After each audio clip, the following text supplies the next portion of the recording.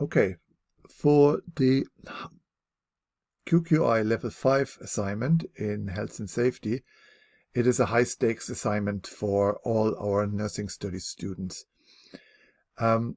Students who need to have high grades to progress into third level, this requires preparation and a formative assessment. So I can identify those students who require additional support and to maintain and supervise learning progress. I have used for that H5P. I like this tool because it is very versatile and easy to use, and is very similar to Nearport or SCORM players that you may be familiar with. Here you can see an example for how I've used H5P, and this is an extract here of my presentation or for my class material for nursing studies. So this topic covered occupational related illness and stress.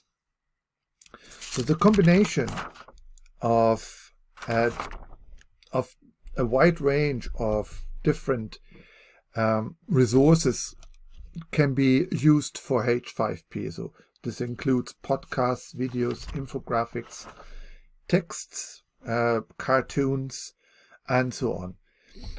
The other aspect of it is, of course, the different formats for questions. Here we have true and false.